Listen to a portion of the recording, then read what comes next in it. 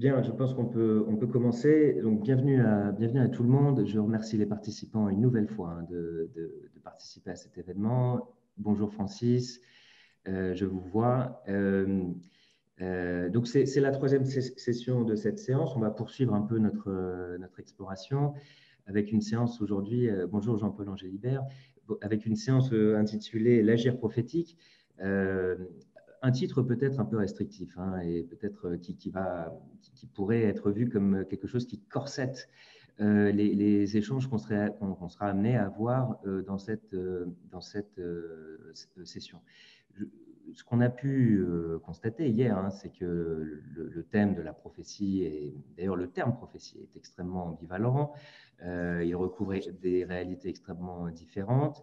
En plus de cela, les approches développées dans les sciences sociales sur les prophéties, les savoirs de crise et les savoirs d'anticipation en général, ces approches sont extrêmement diverses.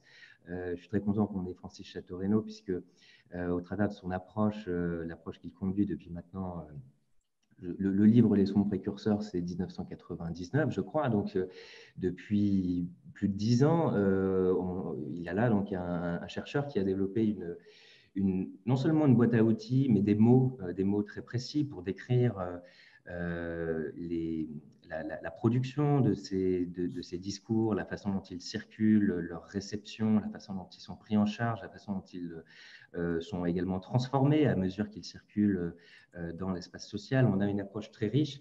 Donc, je suis très content que Francis Chateaurenaud soit là. Donc, je ne le présente plus, Francis Chateaurenaud, donc sociologue à l'EHESS, au GSPR. Je suis très content aussi que Jean-Paul Angélibert soit présent.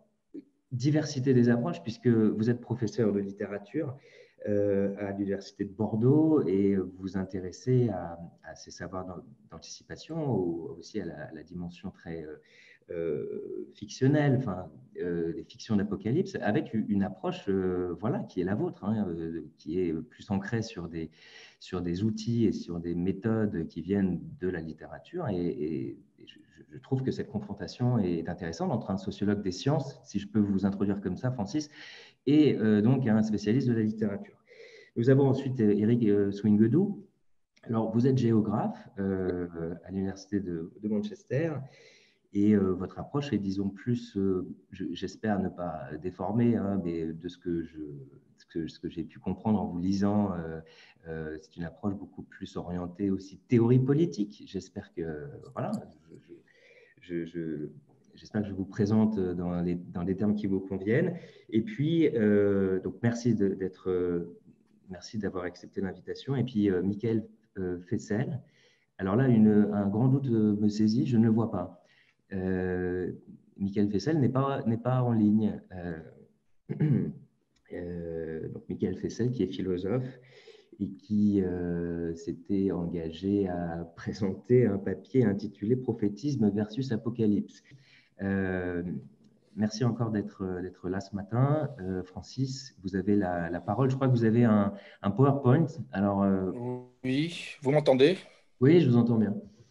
C'est bon, parce que moi j'ai un problème de retour sur cette machine. J'ai l'impression Ah, que j'ai grillé un de mes haut-parleurs à force d'écouter du punk. Mais bon, enfin du free jazz aussi. Ok, donc je vais partager l'écran. Une seconde. Normalement, c'est bon là. c'est parfait. Il y a le... C'est même en écran, en Voilà, full screen. Donc voilà, c'est parfait. c'est parfait. On peut y aller. Donc, vous m'avez dit 45 minutes, c'est ça?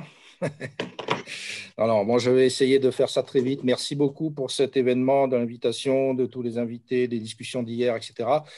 Bon, c'est une période, comme on ne va pas rentrer dans les détails, mais qui est assez spéciale. Donc, ça altère un petit peu. C'est peut-être une des caractéristiques des sociologues contemporains, au fond, qui sont très sensibles au contexte, ce qui est la moindre des choses, finalement. Moi, je trouve que ce n'est pas du tout un défaut. Ça ne nous enlève pas de la scientificité. Au contraire, ça en rajoute, au sens où ça nous permet précisément d'interroger en permanence nos catégories. Et donc là, je pense que sur les questions de prophétie, de prédiction, d'annonce, d'anticipation, d'alerte, etc., on est à fond. Et donc, évidemment, je ne peux pas ne pas en parler un peu. Donc, j'ai fait ça en 5 points. Je vais aller très vite, hein, parce qu'effectivement, 1999, c'est c'est la publication des 100 précurseurs, donc la création du concept français de lanceur d'alerte, qui n'est pas whistleblower, je le redis pour la 10 millième fois. C'est un cousin, il y a un rapport évidemment, mais ce n'est pas une traduction de whistleblower, ça a une autre tradition, ça vient d'ailleurs, bon, c'est pas grave. Donc, je vais rappeler rapidement que cette sociologie, depuis 20-25 ans, a toujours mis les questions de futur au cœur de ses travaux, mais sans véritablement faire future studies bien à part. Le futur est toujours en rapport avec le présent et le passé, et donc on insère des analyses du futur et des prophéties et des prédictions, etc. dans nos analyses de controverses. C'est devenu une espèce de routine. Donc c'est peut-être important de le rappeler parce qu'effectivement, ce n'est pas forcément visible du point de vue, par exemple, d'un champ qui s'autonomiserait, qui serait les future studies. J'ai déjà eu des controverses d'ailleurs marrantes avec des porteurs de ce champ-là, en disant que oui, il y a aussi du présent et du passé, donc il ne faut pas non plus… Voilà, donc un point 2 qui sera un petit exercice, alors rapide, parce que malheureusement, on pourrait y passer la journée sur un cas d'activité prise en flagrant délit, si j'ose dire, de se planter mathématiquement sur une prédiction. Donc c'est un copain mathématicien qui a fait des prédictions au début août et qui me disait qu'il n'y aurait pas de deuxième vague. Et donc, je trouve que c'est marrant de voir comment il se plante. Bon, je ne veux pas rentrer dans les détails, on pourra y revenir. 3, une autre façon de prendre les choses, justement en Angleterre. On a fait beaucoup de terrain sur les centrales nucléaires en zone côtière et où des acteurs, justement, voient le futur dans les choses, notamment dans la roche, dans l'érosion. C'est intéressant.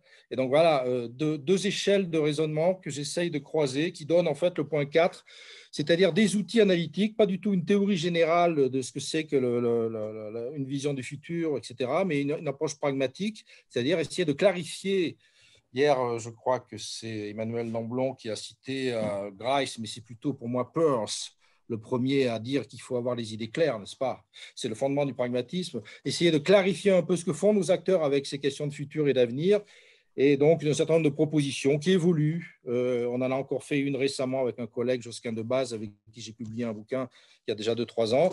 Et puis, bon, le point 5, peut-être, je dirais très vite, parce qu'on en a déjà parlé hier un peu avec Jean-Baptiste Fressos. Je n'ai pas du tout la même approche que lui, mais c'est intéressant de voir, au fond, qu'est-ce qui s'est passé avec l'Anthropocène et l'effondrement, qui sont un peu aujourd'hui considérés comme les deux grandes prophéties, on va dire, globalisées, etc. Bon, je l'ai fait vite.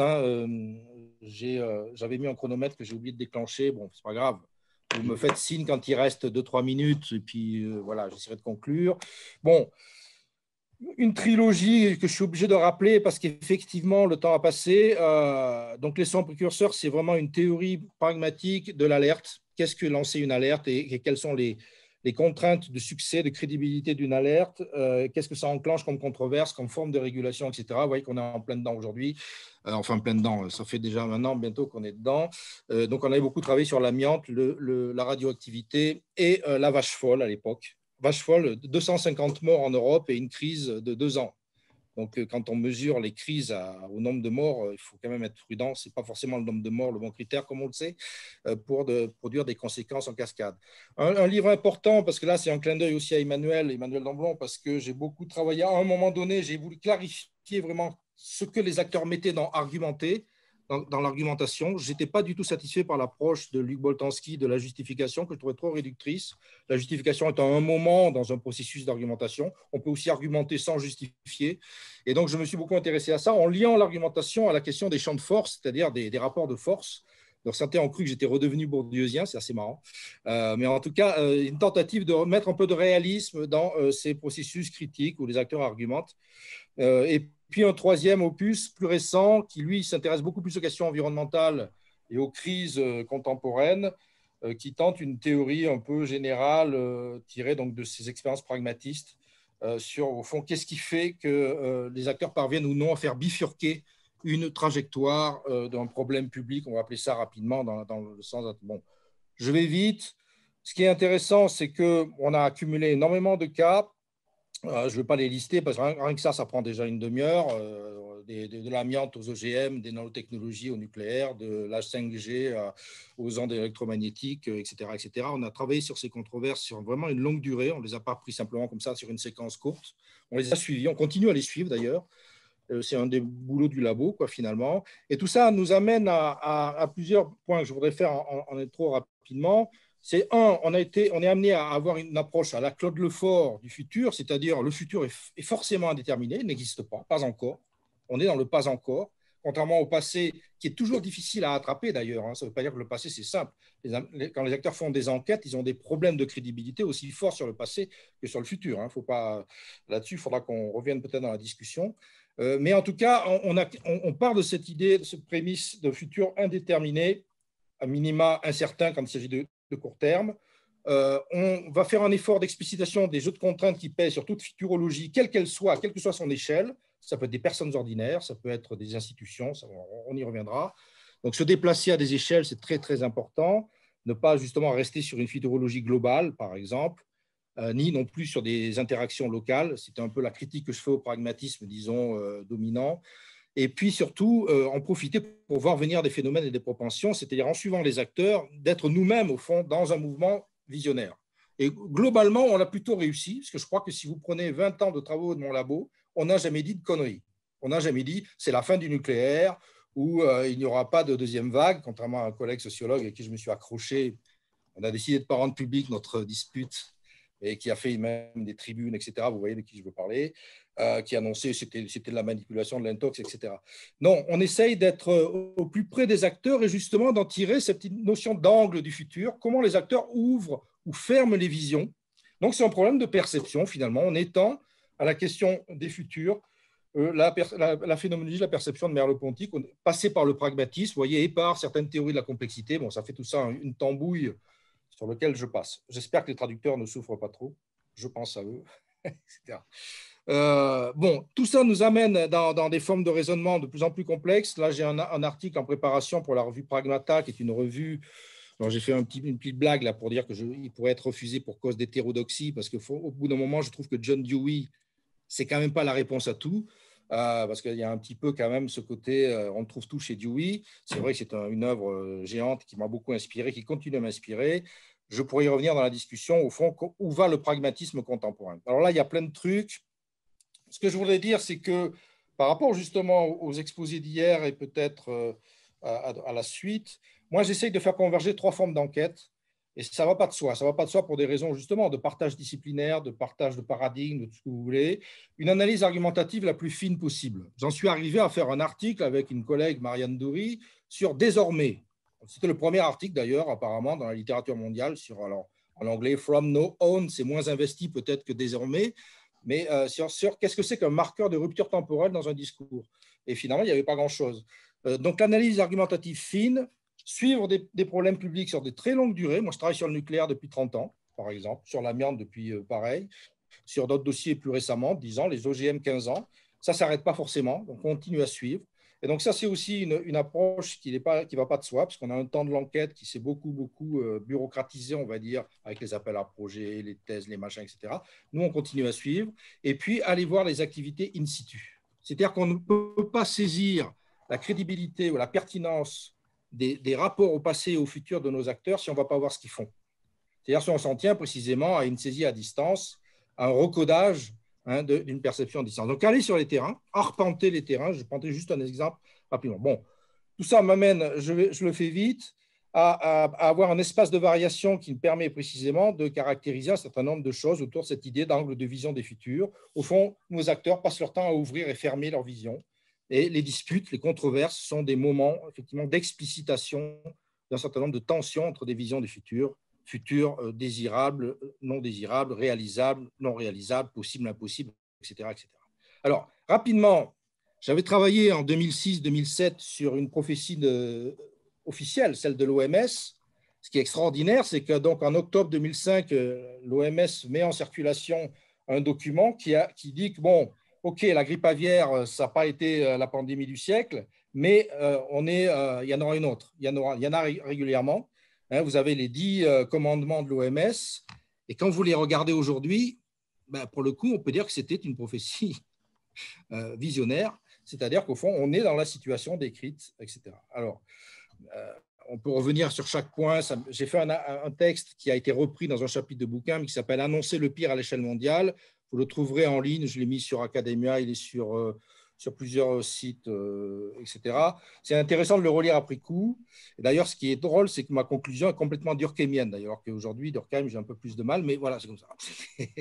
On n'est pas doctrinaire quand on est pragmatiste, sinon il y aura un problème. Je voulais juste vous prendre un petit exemple d'activité. Tous les jours, j'ai des dizaines et des dizaines de mails, d'échanges avec des gens sur plein de sujets, en médecine, en environnement, sur la politique, on y reviendra à la fin peut-être. Et là, au mois d'août, j'ai un collègue mathématicien qui est assez brillant, qui a fait une thèse en sciences sociales par ailleurs et en HDR, mais qui est mathématicien à la base et qui fait des calculs et qui a fait un modèle, tout content de lui, et qui dit à un moment donné, avec des physiciens, il a fait ça sérieusement, avec des cartes vachement savantes. Donc, j'ai un peu anonymisé quand même parce que, bon, là, pour le coup, il a l'air un peu, voilà.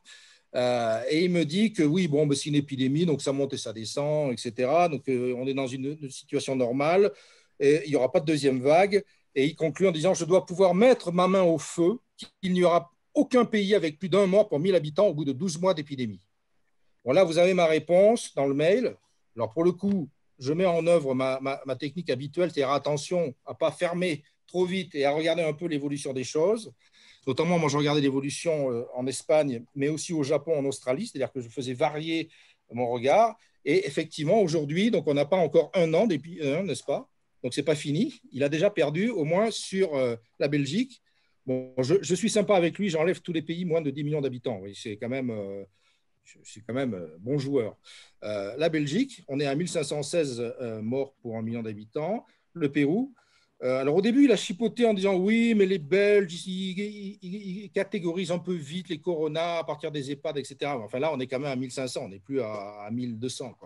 L'Italie, qui a passé le seuil il n'y a pas si longtemps, l'Espagne, donc ça c'était un peu prévisible, et puis ceux qui arrivent derrière, hein, donc la Grande-Bretagne, on est à 927 là, donc ça continue, vous voyez qu'on a quand même un niveau très, très élevé. Les USA qui vont atteindre les 300 000 morts là, officiels ce soir ou dans la journée. Et puis, ceux qui sont en orange, c'est les suivants. La France arrive derrière, etc. On va je me suis arrêté au Chili. Après, c'est en dessous de 800. J'ai considéré que peut-être que là, il avait raison. Mais ça fait énormément de cas où il s'est planté. Et donc, là, la question qui se pose, c'est comment analyser. Alors, on va retrouver un vieux problème de sociologie des sciences, c'est-à-dire d'être effectivement charitable avec ceux qui se plantent pour essayer de comprendre leurs problèmes. C'est qu'au fond, il a refusé de prendre en compte dans ses modèles les singularités d'une pandémie qui ne ressemble pas forcément aux autres. C'est-à-dire qu'il a utilisé les standards de circulation de virus, de montée, de descente d'épidémie, sans voir qu'au fond, les rebonds sont totalement imprévisibles. Et donc, justement, cette manière de fermer les futurs, pour moi, est problématique du point de vue du chercheur qui doit tout le temps laisser une ouverture. Ce qui évite effectivement les prophéties du type « il n'y aura pas de deuxième vague », alors relayé par un sociologue par ailleurs sous forme de tribune avec plein d'intellos, de journalistes et de militants qui disent « ouais, c'est de l'intox gouvernemental ». Je suis désolé, moi je suivis les cas en Iran. Je ne pense pas que M. Macron ait beaucoup d'influence sur la politique sanitaire iranienne, mais peut-être, hein, j'en sais rien. Après tout, on a bien vu que les théories du complot avaient un grand avenir. Et surtout, vous voyez qu'on a plus qu'une deuxième vague. Aujourd'hui, on tape à plus de 12 000 morts par jour, alors qu'on était plutôt à 6 000 dans la première vague. Et donc, comment des gens peuvent se planter comme ça? C'est un des soucis, vraiment, essayer de comprendre, pas le rejeter, effectivement. Donc là, je passe, hein, j'ai énormément de matériel, il y en a pour des années à analyser ça de manière fine, de point de vue argumentatif et surtout dans la durée. Ça va pour l'instant. Alors là, je voulais faire un point, mais je me rends compte que ça tourne. Un point sur 3 éléments qui sont vraiment importants. Prévention, précaution, préparation. On a eu des joutes intellectuelles stupides. Je ne vais pas citer beaucoup de noms, à part un que je déteste, qui est Gérald Bronner, qui s'est mis à faire des pamphlets anti-principe de précaution de manière spectaculaire. D'ailleurs, il a embarqué aussi les sciences sociales en partie là-dedans, puisqu'il faisait une critique de la sociologie critique. Les 3 sont absolument nécessaires. Si on n'a pas de prévention, on a des comorbidités. On a des gens qui ne sont pas en bonne santé. Si on n'a pas de précaution, on est incapable de lancer la recherche face aux incertitudes et d'ouvrir le débat. C'est-à-dire que la question de savoir si Amazon est le bénéficiaire du process, là, actuellement, il fallait le poser dès le départ. Il fallait que les acteurs posent leurs intérêts, qu'on voit clairement qui pouvait agir, qui avait des intérêts, au fond, à la numérisation généralisée, etc. etc. Et la préparation, preparedness, là aussi, certains ont dit c'est ça la vraie manière de traiter les catastrophes. C'est Jean-Pierre Dupuis, si vous voulez. Il faut être prêt. Donc, on ne regarde plus que la catastrophe qu'on attend. Évidemment, on ne regarde plus le reste. Et donc, pour moi, les 3 forment un triangle de prudence, au fond, on pourrait revenir à ces notions qui, bon, hier les Grecs ont été cités, donc allons aussi carrément, on pourrait revenir à Aristote, mais aujourd'hui, ce qui est incroyable, c'est que nos politiques publiques sont incapables de mettre en œuvre ces trois choses qui ont été construites avec des traditions, avec des disciplines, avec des expériences fortes, des crises antérieures, etc. Voilà. Arpenter dans le futur dans les milieux. Qui c'est ce monsieur? Ce monsieur est un spécialiste des inondations, chargé de l'observation du trait de côte sur la côte est de l'Angleterre. Et là, on est dans une zone très intéressante pour nous qui travaillons sur les controverses et les risques, c'est Sizewell. Sizewell, que Swingedo doit connaître. Forcément, Sizewell, vous avez 2 réacteurs, pilotés par EDF d'ailleurs, et il nous explique, alors on va avec lui, on arpente la zone. Hein. Moi, j'adore ces gestes-là qui montrent du doigt, parce que sur le terrain, les acteurs ne parlent très peu, ils montrent les choses, ils les font surgir. Et au fond, ce qu'on observe ici, c'est que là, il prend un morceau et il l'arrache. Il dit ça tombe tout seul. C'est-à-dire que bientôt, la côte recule. Et évidemment, ce qui est intéressant, c'est que à Sizewell, non seulement il y a 2 réacteurs nucléaires, mais EDF vient de déposer une demande pour en faire un troisième. Un troisième sous la forme d'EPR, le fameux réacteur génial qui marche déjà, comme on le sait, à Olkiluoto en Finlande et à Flamanville en Normandie. Et donc là, le mec, il ne comprend pas. Il dit, mais c'est complètement dingue, puisqu'il n'y a pas de futur de cette zone. Cette zone sera complètement ravagée du fait du changement climatique, de l'érosion, etc. Et donc là, voilà typiquement comment les visions du futur se travaillent dans les milieux. Donc ça doit parler aux géographes, forcément. Ce sont les acteurs aux prises avec des entreprises. Alors, j'ai des milliers d'exemples. Au Brésil, mais là, je n'ai pas le temps parce que si je le fais. Et ce qui est intéressant, c'est que ce n'est pas simplement du local, mais ça se connecte évidemment à des instruments de totalisation. Et vous avez des rapports qui régulièrement pointent les risques de transformation dans la durée, font une forme de carte prédictive des risques de submersion sur les centrales nucléaires qui sont évidemment en zone côtière, ce que ça se comprend. Alors bon, je vous passe là-dessus parce que c'est très drôle. J'adore les terrains un peu éloignés parce qu'en France, on a tendance à prendre notre cas pour une généralité, comme vous savez. Évidemment, à Sizewell, on peut boire le thé. Enfin, moi, j'ai plutôt café. Hein, d'ailleurs, j'ai un café là. À côté du réacteur, vous n'avez pas 40 gendarmes mobiles qui vous tombent dessus avec des chiens. C'est cool. Et le problème majeur des riverains pour le futur qui vient, proche, ce n'est pas le réacteur de GF, c'est le bruit que vont faire les transports et les camions et qui vont les empêcher de dormir. Donc, c'est très important de faire varier les situations pour ne pas projeter justement, notamment sur des débats aussi tendus que la question nucléaire. Bon, je passe sur celui-là. Voilà, ça c'est typiquement le débat en France. Vous avez une centrale nucléaire sur le Rhône qui menace évidemment d'être submergée si un barrage lâche un peu plus haut. Donc là, vous avez typiquement, alors est-ce que c'est une prophétie, est-ce que c'est une prédiction, est-ce que c'est une anticipation, est-ce que c'est simplement de la vigilance critique? On va y revenir. Tous ces termes sont pertinents, peu importe à la limite s'il y en a un qui domine les autres, mais ce qui compte, c'est de bien comprendre le mouvement critique que les acteurs font par rapport au possible et scénarisent les choses. Alors j'en viens maintenant à toutes ces ressources. Là, c'est un peu touffu, excusez-moi, je dois aller vite. Là, je suis dans le timing, là, c'est bon. Oui, c'est bon, Francis. Donc, évidemment, ça m'a amené à regarder qui avait été complètement caché. Hein. Je dois dire que jusqu'à même 10 ans après ma thèse, personne ne m'a sérieusement parlé de Gaston Berger et de la prospective. Alors, je me suis posé les questions. Enfin, voilà. On a un peu enquêté d'ailleurs avec une collègue, Bénédicte Zimmermann. On avait fait un petit séminaire sur ces questions-là. Pourquoi la prospective est toujours un peu quelque chose qui est renvoyé soit au business, en fait, aux consultants, ou pour animer un peu les conseils de quartier, histoire que les gens s'amusent à construire des futurs. En fait, il y a toute une tradition très forte, hein, alors pas que française, mais en tout cas en France bien implantée, aujourd'hui avec une chaire au CNAM, etc. Et vous avez ce travail justement anti-prophétique, d'une certaine manière. C'est-à-dire qu'au fond, la prospective se construit comme l'ouverture de la discussion sur les possibles, avec cette idée de Berger, hein, qu'il faut construire le futur plutôt que d'essayer de le lire, puisqu'on ne peut pas le lire.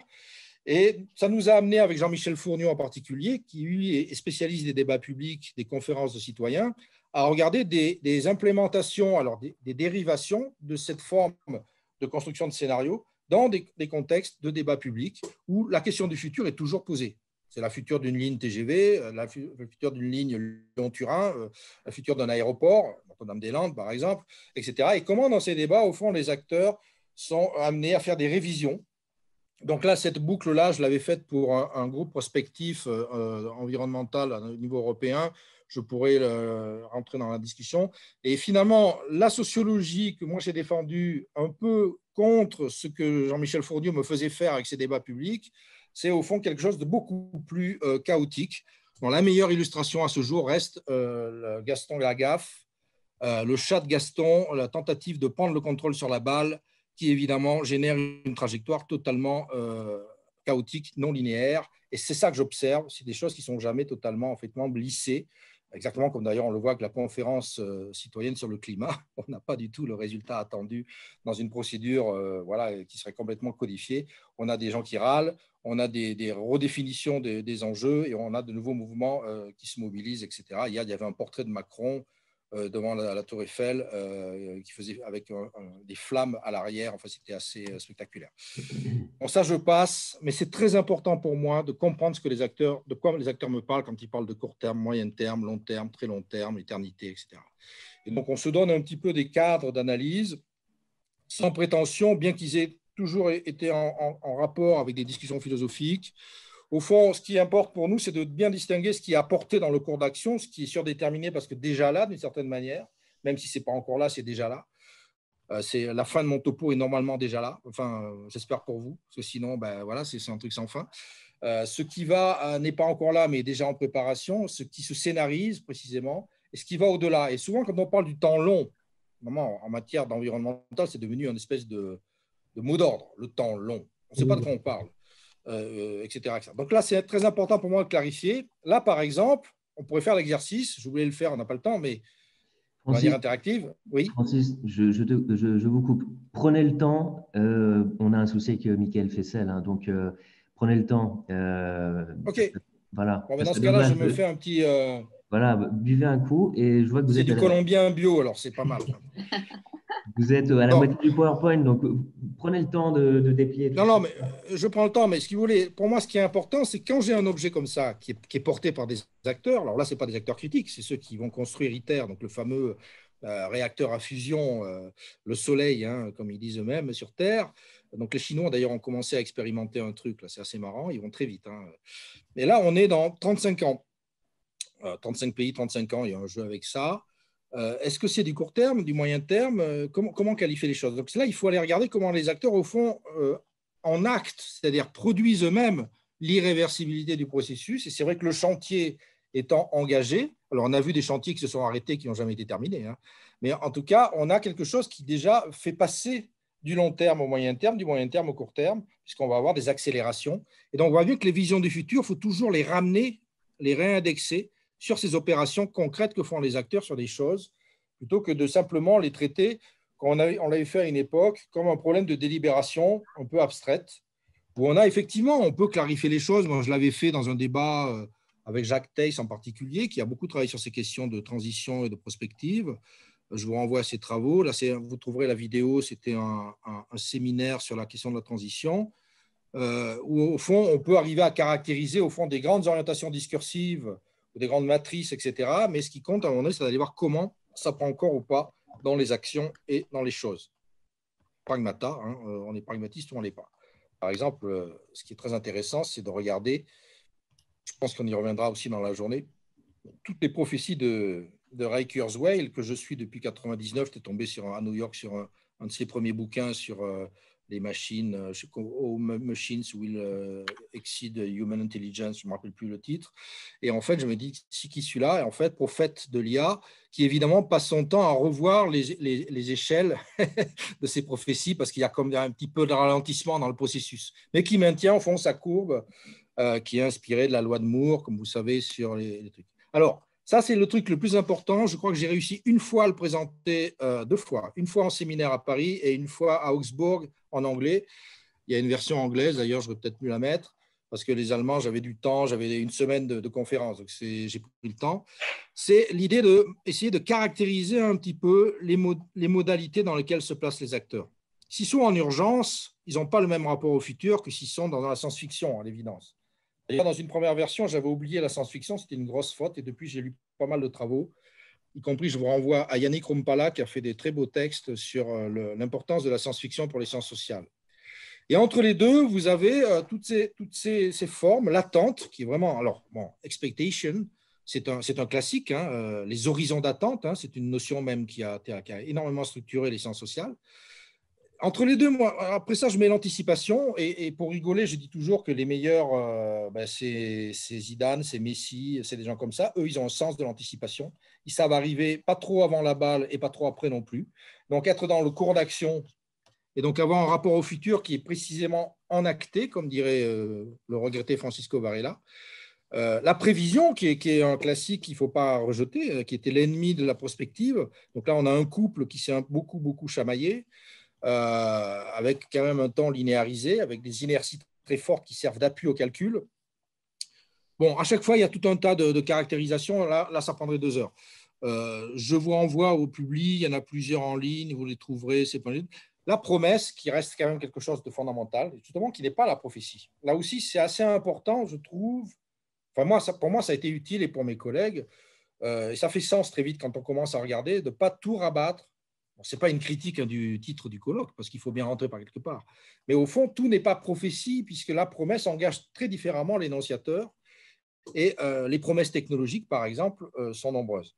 La prophétie, je l'ai un peu ramenée, donc je ne sais pas si Fussell va arriver, parce que justement, je pense que son point, c'était un peu là-dessus, sur la question du rapport à l'eschatologie et au catastrophisme. Peut-être que je le réduis un peu trop à ça dans ce schéma-là, je suis prêt à réouvrir, mais c'est important pour moi quand même de travailler un peu des distinguos, des régimes différents qui ne créent pas les mêmes contraintes aux acteurs. Par exemple, vous n'avez pas les mêmes contraintes quand vous construisez le Génopole et des projets, donc vous réalisez au fond la génétique du futur, ou quand vous la représentez sous forme prophétique précisément, ce qui est le cas de Kurzweil et ses amis, où vous avez une espèce de copier-coller de la loi de Moore, qui d'ailleurs ne marche plus vraiment pour les ordinateurs, ce qui est intéressant, et que vous avez en fait une espèce d'annonce du futur. Vous voyez, alors là, on est en 2020, il s'est complètement planté, mais ce n'est pas grave, il va vous refaire un truc avec 2050, comme ça il aura plus de marge. Ça, c'est vraiment le point le plus important. Donc, si j'ai le temps, je peux y passer 2 minutes. Oui, allez-y, Francis. Ça répond un peu à l'exposé d'hier de notre keynote speaker, Jens, sur la crédibilité. Ouais. Alors, moi, je pars d'une approche interne, puisque comme je fais attention aux argumentations, j'essaye de regarder déjà qu'est-ce qui peut consolider la production d'une vision du futur et faire en sorte que celui qui reçoit, et que moi je trouve beaucoup moins passif, hein, que peut-être dans son modèle, qui va co-construire, peut l'accepter comme sérieuse, quitte à la déconstruire derrière. Donc, il y a déjà les précédents, ça, bon, on est d'accord, past experiences, hein, c'était ça le truc. Le fait qu'il y a eu Tchernobyl, Fukushima, même Three Mile Island, fait que la question se pose, où sera le prochain? Pourquoi pas en France? Évidemment, bon, vous voyez tout de suite comment les acteurs qui mettent ça dans l'espace public sont tout de suite labellisés antinucléaires. Pas du tout. Il y a des gens dont c'est le rôle dans les institutions de régulation des risques de prendre au sérieux la possibilité de l'accident, évidemment. Sinon, ils ne font pas leur boulot. L'échelle temporelle, très, très important de regarder sur quelle échelle temporelle les acteurs se placent. Et nous, dans nos corpus, on voit que les échelles bougent ou sont discutées. Pourquoi 2050, au fond? Pourquoi le GIEC se fixe sur le milieu du siècle, etc. Qu'est-ce que c'est que ces arrondis, au fond, qui permettent le calcul? Est-ce que les acteurs s'alignent sur ces idées-là? Comment, dans leur propre biographie, leurs propres actions, au fond, les échelles varient considérablement? Vous voyez que pour les bars-restaurants actuellement, en France en tout cas, passer du 1er février au 1er mars, c'est l'horreur. C'est-à-dire qu'un changement d'un mois, ça prend une dimension qui n'a plus rien à voir avec simplement le mois, si on prend une unité de mesure qui n'a évidemment aucun sens par elle-même. Alors, hier, on a parlé de narratives, de récits. Moi, je parle plutôt de modèles de transformation. Les acteurs ont des modèles de transformation. Comment on passe d'une situation à une autre? Et vont raconter des histoires, évidemment, pour expliquer ça. Alors, je m'étais amusé à reprendre le manifeste du Parti communiste parce que les étudiants ne comprenaient pas trop ce que je voulais dire par là. C'est-à-dire comment, en fait, on a un modèle de transformation. On décrit, au fond, comment on passe d'une situation à une autre, etc. Une logique d'action ou d'inaction. Qu'est-ce qu'on fait pendant ce temps-là? Est-ce qu'on attend? Est-ce qu'on retrouve la matrice précédente? Et puis surtout, comment on délibère de ces visions du futur? Comment on la teste? Parce que là où je pense qu'il manque un truc dans les modèles existants, c'est qu'il n'y a pas une vision qui arrive comme ça sur le marché cognitif ou le marché des futurs. Elle se teste en permanence, elle se co-construit, elle évolue au fur et à mesure d'interaction avec des acteurs. Bon, ouais, là, pour le coup, je déborde là. Là, voilà, maintenant, il faudrait… Je finis, c'est fini. Je voulais juste finir sur 2 points. Tout ça nous amène à avoir un regard complètement différent sur ces questions de prédication et de prophétie sous Anthropocène et face à l'effondrement, auquel, évidemment, en tant que citoyen, moi, je joue plutôt, etc. On va regarder très différemment la manière dont c'est fabriqué.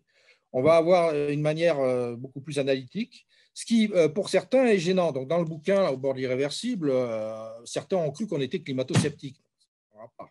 C'est-à-dire que si on prend un peu de recul analytique, on n'adhère plus à la cause universelle qu'il faut défendre. Là, il y a un vrai souci. Et je pense qu'il faut qu'on discute ces aspects-là, parce qu'au fond, dès qu'on fait un peu d'analytique, on est forcément obligé de prendre un peu de recul par rapport à ce que fabriquent les acteurs pour mieux comprendre les points de force et de faiblesse aussi de leur construction. Je pense à ce truc-là que j'avais ramené, et puis surtout, évidemment, à cette littérature. Donc ça, je vais finir là-dessus.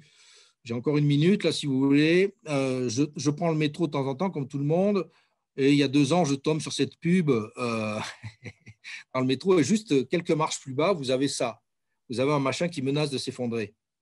Donc, je me suis demandé si je n'allais pas envoyer un petit texte au Seuil, à la collection dirigée par notre ami Bonneuil, etc., pour lui dire, voilà, je travaille sur l'effondrement, ça peut vous intéresser, etc. Évidemment, le gars de la station m'a dit, mais pas de risque, c'est sous surveillance. Moi, ce qui m'intéresse, si vous voulez, c'est comment on va relier tous ces petites situations de vigilance, de présence, de futur possible au grand effondrement. Donc, on a parlé hier, on a cité Yves Cochet. J'adore le bouquin de Fred Vargas que vous avez peut-être regardé, qui est assez génial parce que là, pour le coup, il est très documenté. Et vous voyez qu'elle pense la bifurcation, etc. Bon, je passe sur cette matrice-là qui a été publiée dans Multitude. Et je voulais juste finir sur la question qu'on se pose dans mon labo. J'ai 2 doctorants qui sont persuadés qu'on va vers Orwell.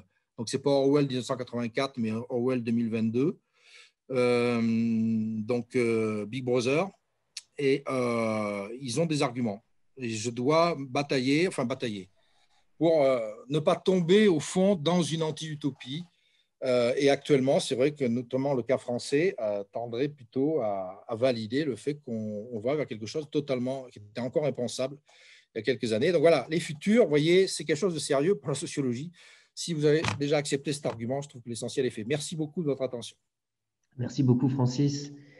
Je passe la parole tout de suite à Jean-Paul Angélique. Donc, bon, je vous remercie pour votre invitation. Effectivement, je suis le seul littéraire de ce colloque et je trouve important que la littérature soit présente dans ces discussions. Donc, j'ai été très intéressé par les présentations que j'ai écoutées hier et celle de ce matin. Et je pense que la littérature, effectivement, a quelque chose à dire dans l'étude des futurs, et parce que ça fait assez longtemps que la littérature se préoccupe du futur. Donc, ce que je vais dire aujourd'hui dans une communication qui s'intitule « La littérature et la discordance des temps, apocalypse et utopie », et que depuis environ 250 ans, la littérature, et notamment à travers le genre utopique, s'intéresse de près à l'avenir. C'est depuis précisément l'utopie de Louis-Sébastien Mercier, l'an 2440, Rêve s'il en fut jamais, qui a été publié en 1771, que l'utopie se situe dans le futur et imagine des futurs meilleurs ou pires que la société présente. Louis-Sébastien Mercier, au début des années 1770, imagine la France du XXe siècle et il la figure comme une monarchie constitutionnelle où règne la tolérance, la concorde et la vertu. Et en 1799, dans la réédition de son livre, il écrit en préface « Je réimprime un rêve qui a annoncé et préparé la Révolution française, une prédiction qui embrassait tous les changements possibles. Je suis donc le véritable prophète de la Révolution. » C'est ce qui paraît aujourd'hui le trait le plus marquant de son livre. Non pas au sens où ses prédictions se seraient réalisées, mais au sens où projeter l'utopie dans le futur en changeait l'interprétation. Le royaume prospère et paisible que Mercier a imaginé repose évidemment sur une idée du progrès et de la perfectibilité indéfinie de l'homme qui est typique du siècle des Lumières. L'épigraphe du livre était empruntée à Leibniz. Le temps présent est gros de l'avenir. Et comme on peut prédire l'avenir en tirant les leçons de l'histoire, par l'expérience du passé, l'utopie devient, avec le livre de Mercier, suppositions rationnelles quant à l'avenir de la civilisation.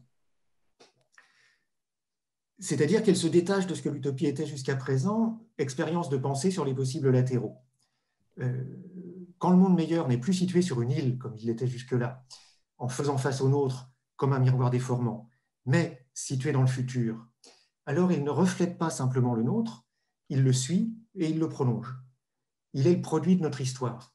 Et l'utopiste revendique de ne rien inventer, mais de déduire du présent ce qui ne peut pas manquer d'arriver. Et dans le livre de Mercier, les changements ne se produisent pas seulement dans le temps, ils se produisent grâce au temps, le temps qui est le milieu de la perfectibilité de l'homme. La société se transforme graduellement et sans à-coup. L'an 2440 ne représente pas une utopie figée dans une perfection éternelle, c'est le résultat d'une transformation graduelle, continue, d'une société qui poursuit son chemin vers la perfection. L'an 2440 n'est pas l'acmé de la civilisation, c'est une étape sur la voie indéfinie du progrès. Et du même coup, l'utopie peut revendiquer d'être non pas la chimère ou la fiction compensatoire du présent, qu'un auteur oppose à la réalité de son temps, mais l'image de l'histoire en marche ou l'objectif à atteindre. Ainsi, l'utopie se légitime encore d'une deuxième façon. Elle laïcise la téléologie millénariste. Ici, le monde meilleur qui va s'accomplissant n'est pas le produit de la providence, c'est celui de l'histoire des hommes. L'utopie, en assumant une fonction prophétique, donc change de statut. Elle n'est plus seulement œuvre d'imagination, elle remplit une mission d'anticipation. Si l'histoire accomplit la vérité du roman, comme Mercier le revendique donc en 1799, la littérature devient évangile laïque et prépare les événements qu'elle annonce. Le statut de l'auteur change avec celui du genre, l'utopiste devient un voyant, il se revêt d'une fonction messianique, c'est ce qu'on observe encore parfois aujourd'hui. Les utopistes ont joué de cette identification pendant toute l'époque moderne, jusqu'à l'entre-deux-guerres, où ils ont renversé l'espérance messianique en crainte d'apocalypse. On se souvient de l'épigraphe du meilleur des mondes de Huxley en 1932, épigraphe qu'il empruntait à Nicolas Berdyaev en français, y compris dans l'édition anglaise du livre. Je vous la cite. « Les utopies apparaissent comme bien plus réalisables qu'on ne le croyait autrefois. Et nous nous trouvons actuellement devant une question bien autrement angoissante. Comment éviter leur réalisation définitive ? Les utopies sont réalisables. La vie marche vers les utopies. Et peut-être un siècle nouveau commence-t-il, un siècle où les intellectuels et la classe cultivée rêveront au moyen d'éviter les utopies et de retourner à une société non utopique, moins parfaite et plus libre. » Fin de citation. L'utopie a donc été marquée par ce messianisme, teinté d'espérance ou de crainte, pendant toute l'époque moderne et jusqu'à aujourd'hui. Cela a introduit une ambiguïté nouvelle dans un genre qui avait plutôt été perçu depuis Thomas More comme une forme du récit de voyage imaginaire. More concluait l'utopie en écrivant une phrase qui a été abondamment commentée. « Dans la République des utopiens, il existe un très grand nombre de dispositions que je souhaiterais voir en nos cités. Dans ma pensée, il serait plus vrai de le souhaiter que de l'espérer. » C'est-à-dire que More n'impliquait pas par l'utopie un destin du monde, il indiquait plutôt un modèle politique à partir duquel on pouvait penser la réalité passée, présente et future, et un miroir dans lequel réfléchir sa propre pratique. L'utopie était une fiction critique. Et c'est avec cette fonction, il me semble, que renouent les utopies du début du XXIe siècle, les nôtres, quand on ne croit plus au progrès, et que le messianisme a muté en attente de l'effondrement. Vous voyez, on parle tous de la même chose, finalement. Comme l'écrit un grand spécialiste de l'utopie des Lumières, Bronislaw Bajko, toute seule, l'utopie n'oriente pas le cours de l'histoire. En fonction de son contexte, elle répond aux attentes et aux espoirs collectifs, ou bien cesse d'y répondre. Toutefois, aucune utopie ne comporte en elle le scénario historique à la réalisation duquel elle a éventuellement contribué.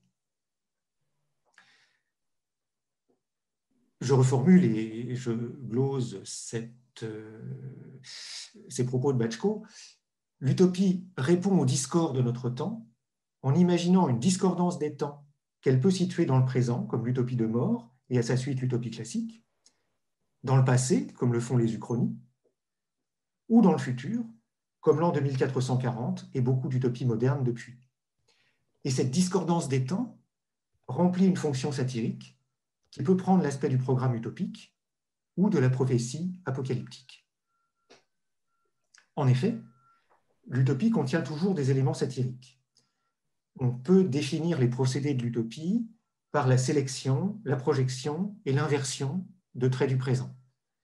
Sélection, parce que l'utopiste choisit toujours dans le présent les éléments positifs avec lesquels il bâtit la cité meilleure et les négatifs qu'il retient pour décrire le monde de référence. C'est ce qu'on voit clairement dans la composition de l'utopie de mort, dont le livre 2 décrit les institutions utopiennes, qui sont inspirées des idéaux humanistes et de l'exemple de la vie monastique à la Renaissance, alors que le livre 1 dresse le portrait d'une Europe plongée dans la crise, portrait que les utopologues désignent couramment comme la dystopie de mort.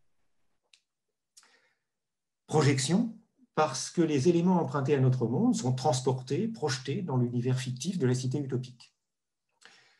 Dans le cas d'une utopie négative, on en voit immédiatement le potentiel satirique.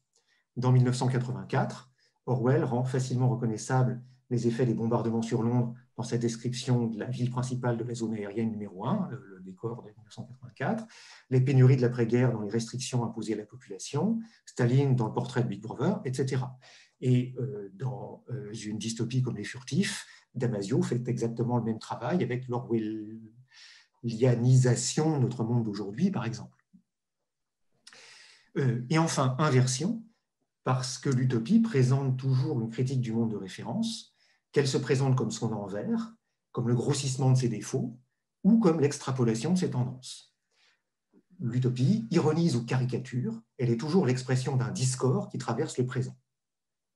Alors ce discord, il est théorisé, je trouve, de manière extrêmement productive par le philosophe américain Fredric Jameson, qui met au centre de sa théorie de l'utopie ce qu'il appelle l'opposition de temporalité entre la vieille tradition de gauche du grand soir et la vie quotidienne comme révolte et révolution permanente. Pour Jameson, la tension entre ces deux manières de penser l'histoire doit devenir, je cite, la structure centrale et le principe moteur de l'utopie. Alors en effet, dans l'utopie de mort, il y a eu un grand soir. C'était la conquête de la presqu'île d'Abraxa par Utopus, le creusement de l'isthme qui reliait cette presqu'île au continent et l'entreprise de civilisation des sauvages qui la peuplaient. Et après ce geste fondateur, la cité d'utopie est créée, le royaume d'utopie est créé et plus rien n'arrive. Les institutions sont stables, le mode de vie est immuable, les mœurs pérennes. De sorte que l'opposition du grand soir et de la vie quotidienne se superpose à l'opposition de l'événementialité ou du récit, peu présent dans l'utopie, mais supposé par elle, en arrière-plan ou dans le passé, et de la description, ou dans les termes de Jameson, de la visite guidée au cours de laquelle les composantes et institutions du quotidien sont très soigneusement exposées. Puisque toute utopie, en fait, toute utopie classique, se confond avec une visite guidée par un narrateur des cités et des institutions utopiennes. C'est-à-dire mode de la description et du traité plutôt que du récit.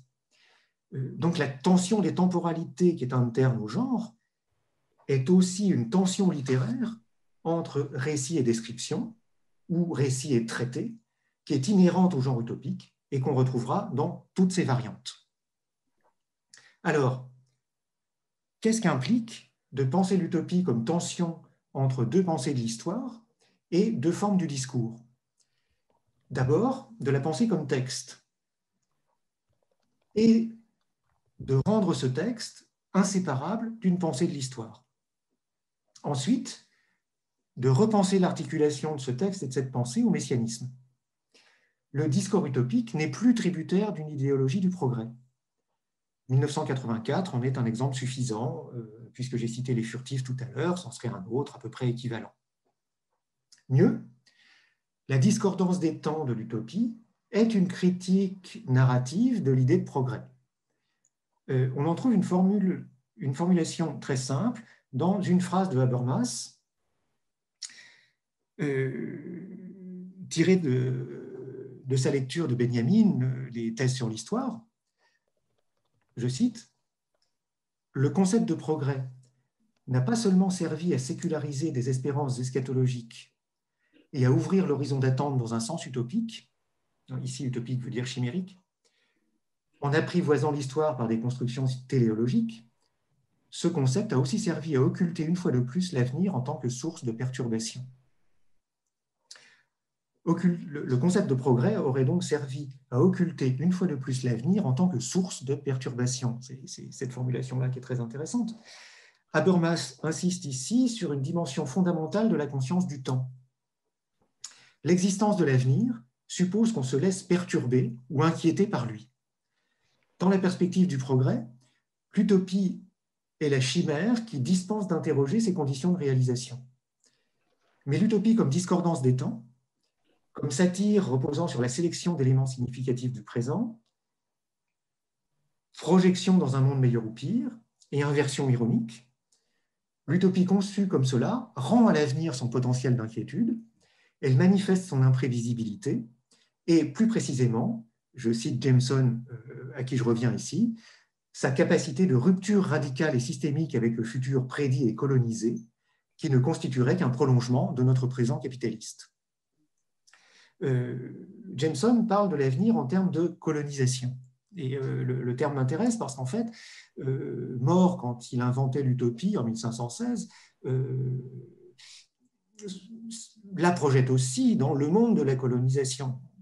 Et l'utopie est une colonisation elle-même.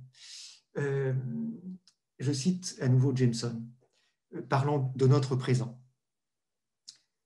Le futur est désormais nivelé, exactement comme les terrains sur lesquels les spéculateurs fonciers et les constructeurs investisseurs envoient leurs bulldozers détruire toutes leurs spécificités afin de les nettoyer et de les rendre fongibles pour n'importe quel investissement futur, afin que l'on puisse y construire tout ce qu'exigera le marché. Alors face à ce nivellement, expression contemporaine d'un néolibéralisme posant qu'il n'y a pas d'alternative, imaginer des futurs alternatifs, ce n'est pas prédire que l'un d'entre eux se réalisera, c'est imaginer une rupture. C'est-à-dire affirmer que le cours de l'histoire n'est pas écrit et ouvrir la possibilité réelle de remettre en cause le présent.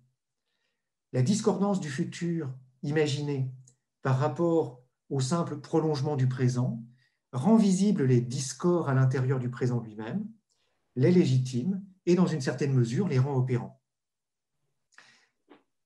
C'est par exemple l'utopisme inhérent aux ZAD qui les soutient et qui leur donne leur efficacité. Or, le futur imaginé aujourd'hui par les utopistes n'a plus rien à voir avec celui que figuraient les utopistes modernes, de Mercier à Bellamy ou à Maurice, utopistes optimistes à l'époque. Il faut avoir peur de perdre le futur, conclut Jameson, car cette peur ancre la perte du futur, la perte de l'historicité elle-même, dans la dimension existentielle du temps et bien sûr en nous-mêmes. Jameson écrivait ceci en 2005. Et depuis, la peur qu'il n'y ait pas de futur s'est très largement répandue, comme on vient de le dire, enfin, c'est quelque chose qui hante nos discours depuis hier, et l'utopie se confond avec l'apocalypse. J'ai moi-même participé l'année dernière à une table ronde qui s'intitulait « L'effondrement va-t-il nous sauver ?» C'était un titre assez effrayant et auquel croyaient dur comme fer les organisateurs de cette table ronde. Il était assez dur d'ailleurs de faire entendre comme quelque chose de tout à fait effrayant. Donc à un moment où aucun horizon révolutionnaire ne se dessine, à un moment où le capitalisme profite de chaque crise pour renforcer son hégémonie, et précisément où le monde d'après, auquel beaucoup d'entre nous ont rêvé pendant le confinement de mars-avril 2020, s'est dissous dans la gestion quotidienne de la pandémie et la promesse d'un vaccin, l'avenir est plus que jamais colonisé. La seule promesse de rupture qui reste serait donc celle de l'effondrement. L'utopie suppose l'apocalypse. Il paraît toujours surprenant, sans doute, et provocateur d'associer l'image de la cité idéale et celle de la destruction universelle. Et pourtant, l'utopie, qui ne peut pas se réduire au cliché de la cité idéale, et l'apocalypse, qui ne peut pas se résumer à celui de la destruction universelle, ont partie liée depuis les origines. On en trouve l'expression chez André Prévost, commentateur catholique, traducteur de Thomas More et auteur d'une remarquable édition critique de l'Utopie.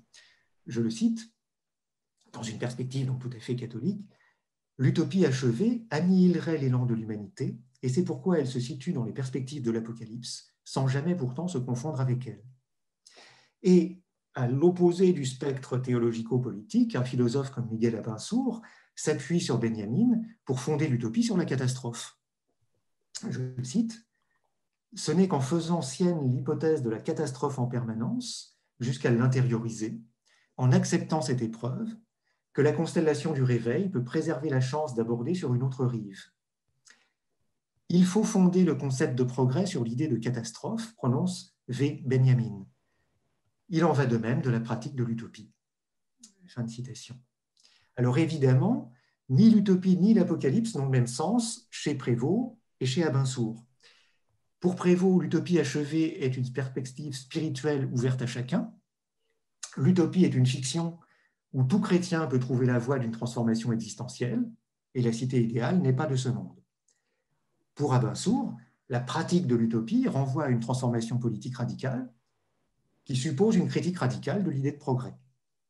L'histoire comme catastrophe permanente, à la manière des tests sur l'histoire de Benjamin. Dans le premier cas, l'apocalypse est révélation et avènement du royaume. Dans le second, la catastrophe est laïque, elle est répétition du mythe, au sens de Benjamin, et poursuite de la domination capitaliste, mais dans les deux, elle est au fondement de l'utopie.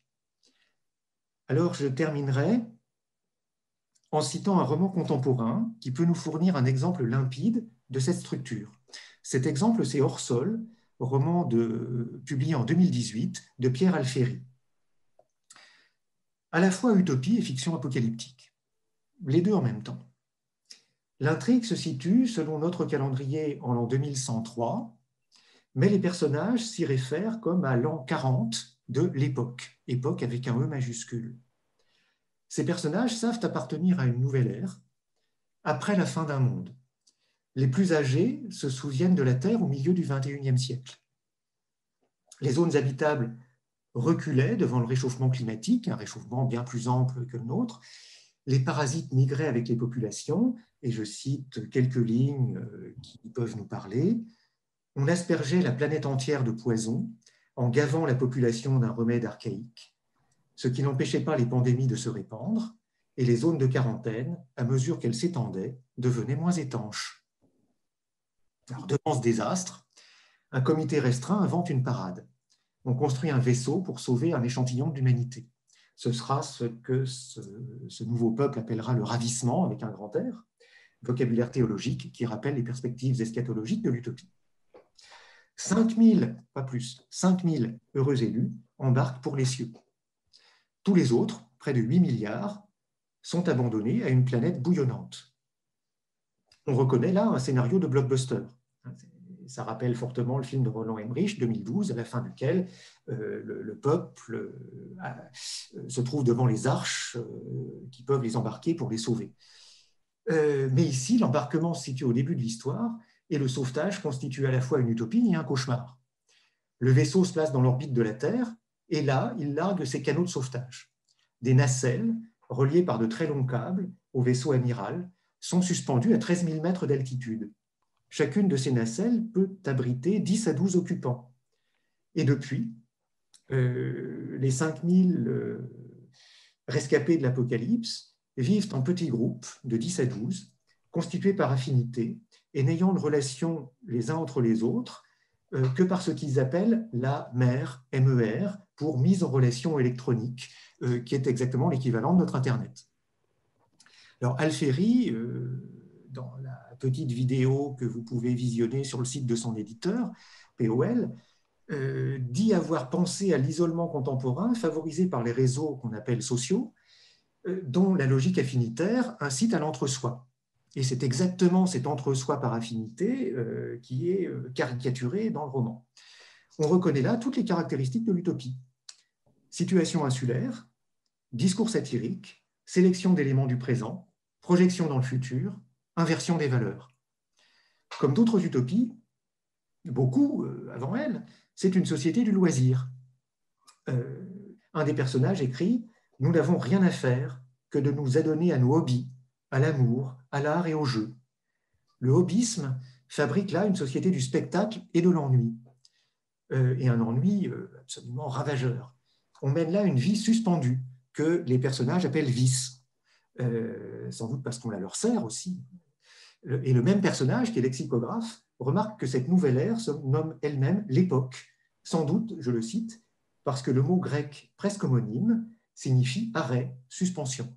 C'est-à-dire que ce roman se désigne lui-même comme époquet, réduction, mise entre parenthèses du monde.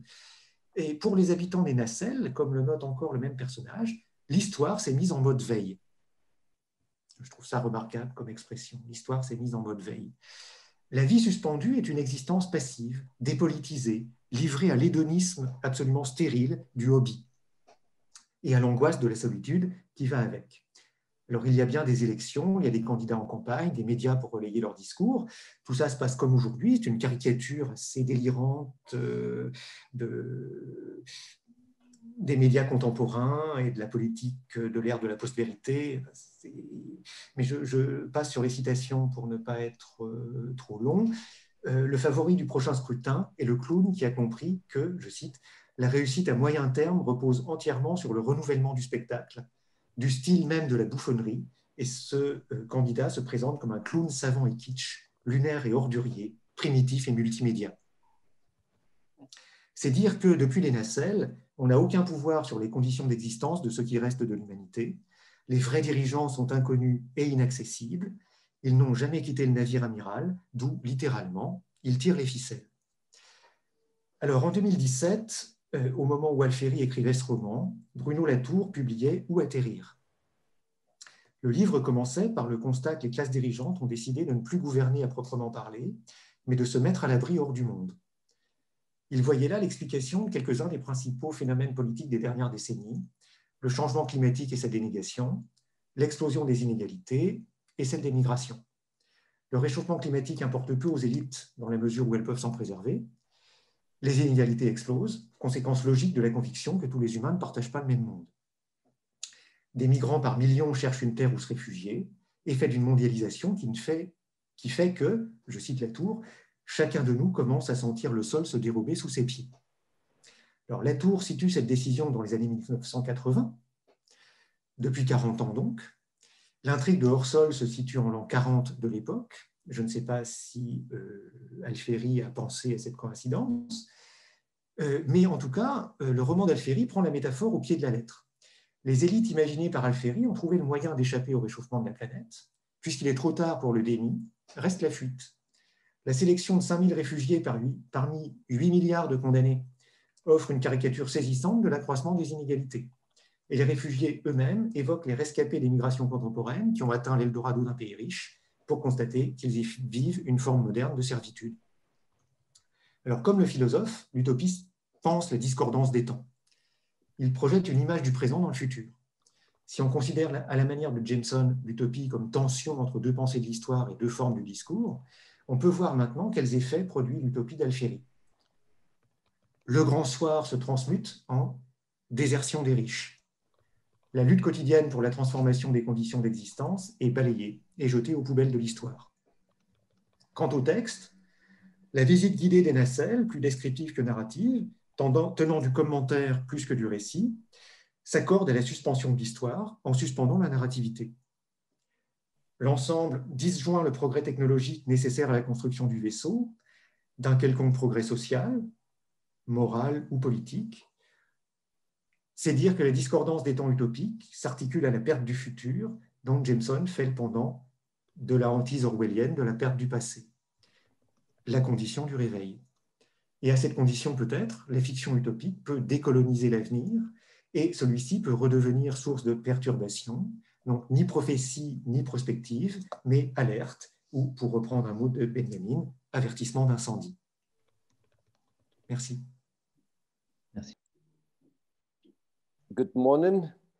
I am really sorry that I'm going to give this presentation in in English, I find it much easier to convey sometimes difficult concepts in English rather than French, but by all means, the discussion can be in French. What I'm really interested in is the articulation of apocalyptic or catastrophic thought with politics. That is my main concern. So the title of my talk is "The Apocalypse is Disappointing." I put this in quotation marks because I, of course, stole that title from Maurice Blanchot, who in 1963 wrote a very influential, I think, paper with that title in the context of the then Cold War and the threat of nuclear annihilation. And I thought that his mode of reasoning was quite appropriate in the context of the current apocalyptic imaginaries associated with the climate change and the environment. The subtitle is "The Depoliticized Deadlock of the Climate Change Consensus." Let me try to get this onto a bigger screen. Yeah.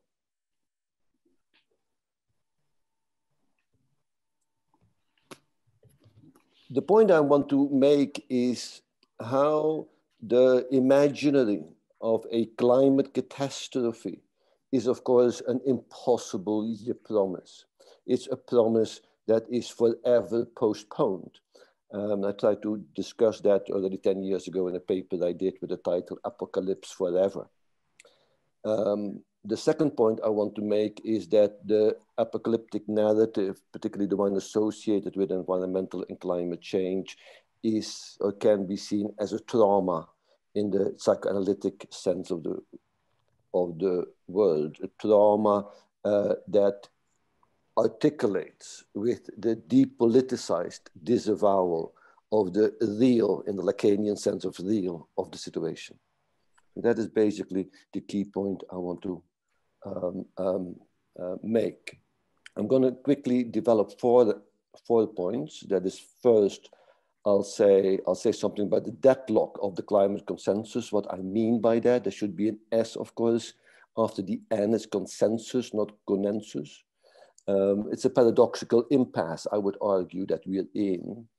Secondly, I will then discuss what I would consider to be one of the key reasons for that impasse, which is associated with the form of what Manoni called fetishistic disavowal.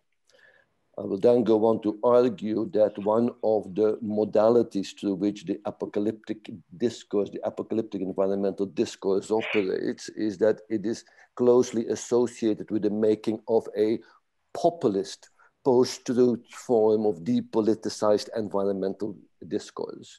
To then conclude with the argument that the fantasy upon which the environmental apocalypse is constructed, that fantasy has to be transgressed.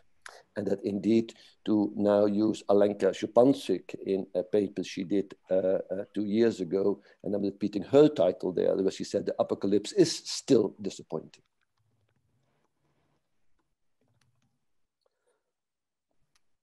So first of all, there is now, I would argue, a very widespread and widely shared consensus, with a few exceptions of extreme climate deniers, which are now relegated to the margin of cultural, intellectual, or political respectability. There is a wide and widely shared consensus about the climate as a real and immediate danger.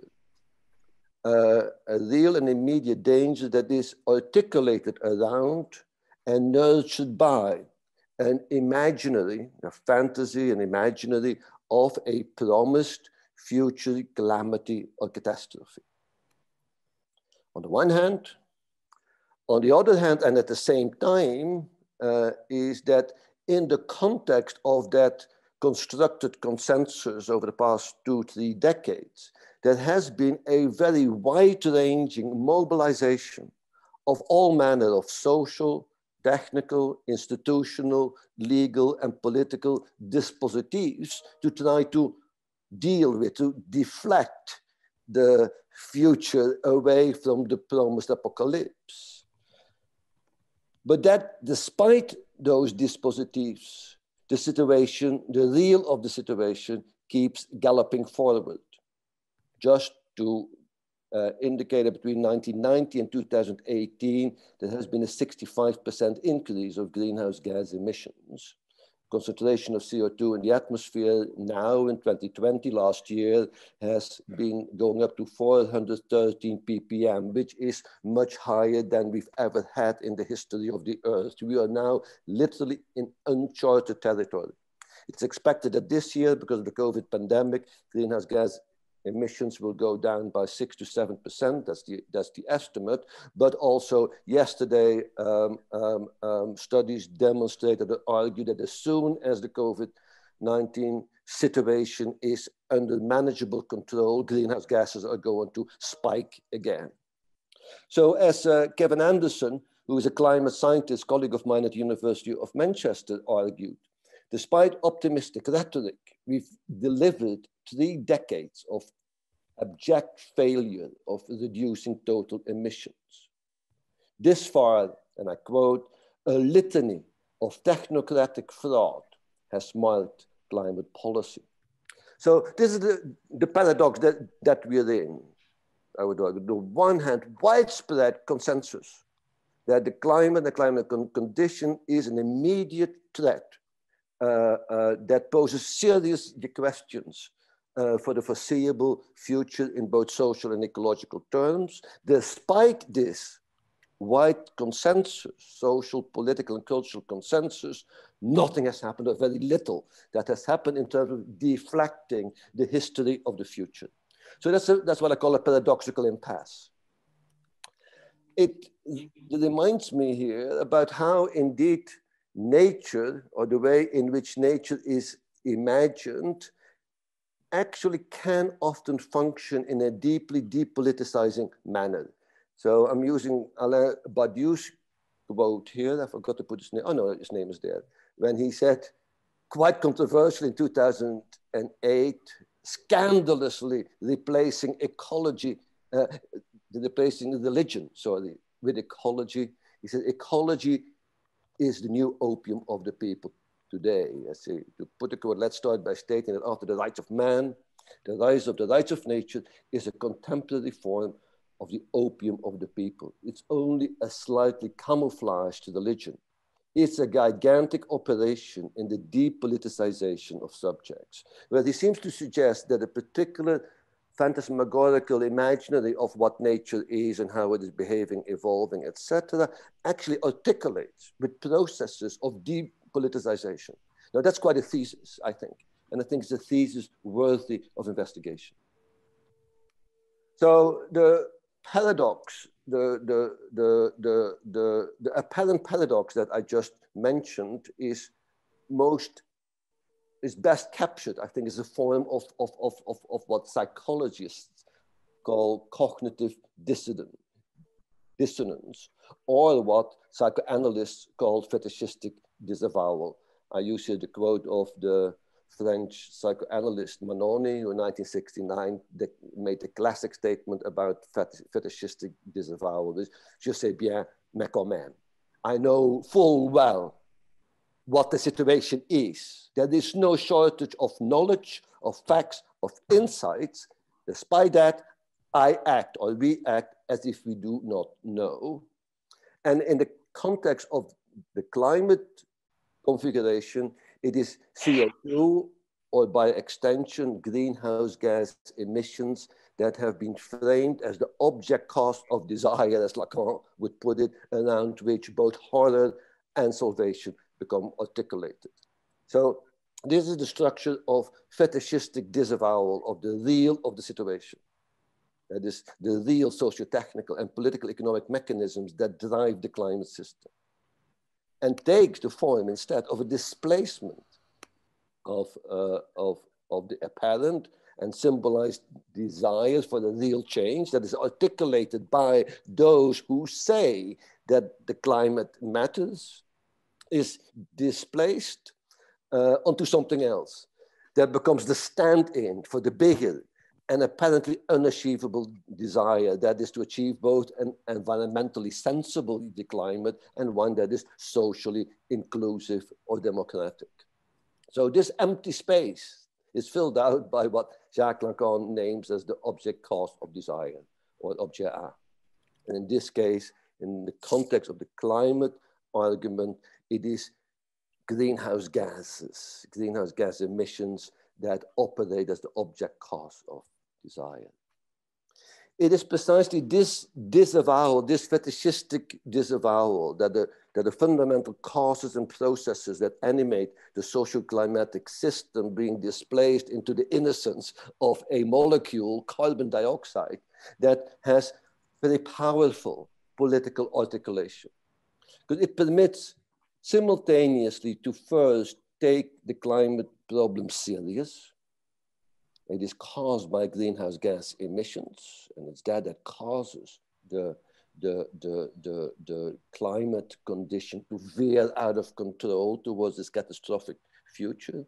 It permits also the formulation of a solution that can be situated within the contours, within the limits and framework of a technological transition, or institutional and adaptive or mitigating institutional governance without really changing the actual social configuration, without real social change. So it permits revolutionary desire for technical institutional change so that the contours of the socio-ecological condition, basically modern capitalism, can survive for a bit longer.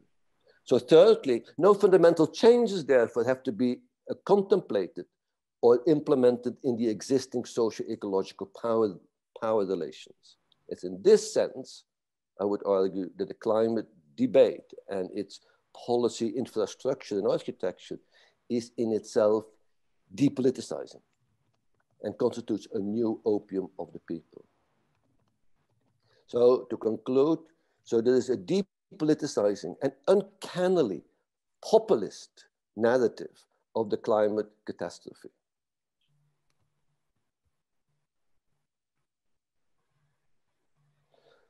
So the particular consensualization of the climate conundrum, the mobilization of an apocalyptic imaginary, the technocratic commodification of greenhouse gas emissions, and the focus on techno-managerial interventions as the dispositif to deflect the climate future unfolds, I would argue, in parallel to a deepening populism. So in other words, it's not just the right that dwells in a sort of post-truth populism. I would argue that the very architecture of the hegemonic climate discourse is also characterized by a populist architecture. So mainstream climate discourse and policy that articulates around the pressing need for a sustainable, quote unquote, and climate sensitive future in light of the accelerating climate catastrophe that all climate scientists point to, is characterized by a string of populist arguments and post-truth discourses. There are therefore, I would argue, uncanny formal discursive parallels between right-wing xeno-nationalist populism on the one hand and the presumably progressive liberal climate arguments on the other. Both forms are symptoms of a deepening depoliticization of the existing socio-ecological configuration. In a nutshell, I don't have time to go into the details of that, but the climate discourse in its catastrophic imaginary structures the climate condition as a global humanitarian threat caused by an alien invader, greenhouse gases, that requires elimination or sequestration to avoid catastrophe or even the apocalypse in the name of restoring an imaginary or phantasmagorical, in the sense that never happened, that was never there to begin with, socio-ecological harmony.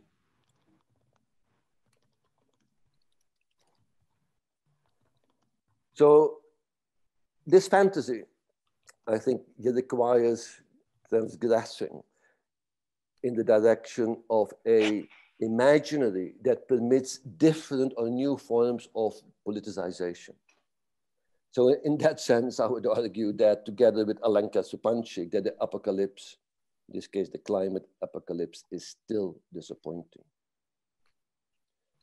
So I would argue that the symptomatic base, the fantasy screen upon which the legitimacy of the environmental discourse, environmental practices, and many climate movements are predicated, rests upon two repressed traumas, both of which are displaced onto a phantasmagorical imaginary, opening up different political ecological trajectories, that is, towards politicization of the environment requires transgressing the fantasies that conceals these traumas.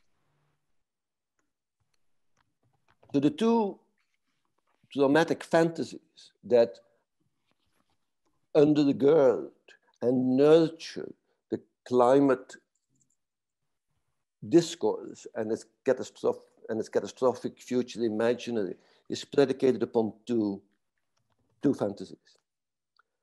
First, there is, of course, the insistent construction of a dystopian, quasi-catastrophic future. It's a quasi-catastrophic future imaginary that needs to be avoided. So the climate argument is one that is predicated upon avoiding the imagined future dystopia. And why? Secondly, why does that future catastrophic promise, why does that have to be avoided, averted? Is that the apocalyptic climate discourse is, of course, mobilized through invoking the imminent danger it poses to humanity, to humankind. And of course, humanity, quote unquote, needs to be saved. That is precisely why the climate catastrophe has to be averted. It is done in the name of humanity. Now let's interrogate these two fantasies. So the dominant apocalyptic imaginary of the climate discourse suggests that A, the situation is dramatic, but not yet disastrous. It is not too late yet.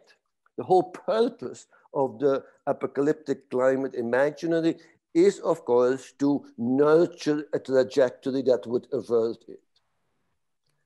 This apocalyptic imaginary also nurtures fear, which has become a central leitmotif, as Boltanski and others and Schiapello have argued, of the cultural politics of the neoliberal order. So fear is one of the key affective tropes that is associated with and invoked by an apocalyptic imaginary. The apocalyptic imaginary also disavows and displaces political conflict by invoking a universal humanitarian threat. It's a potential,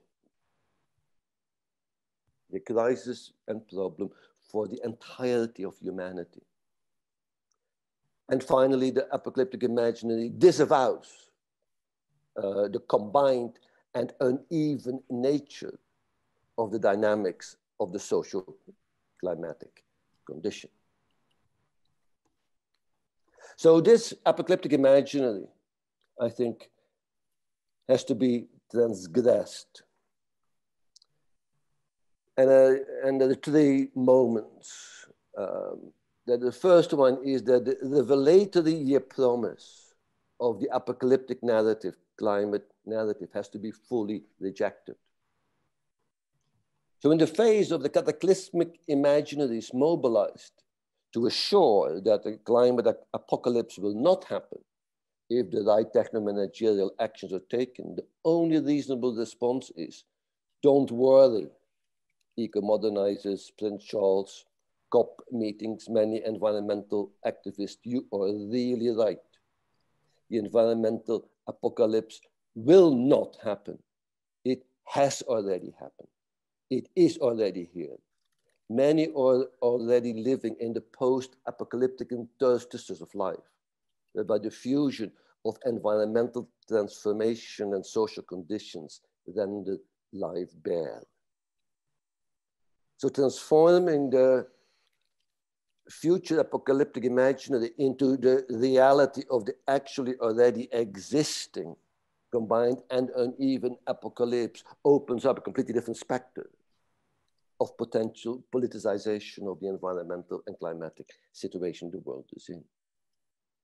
So secondly, that means that I would argue the fact that the socio-environmental imbroglio has already passed the point of no return has to be fully asserted.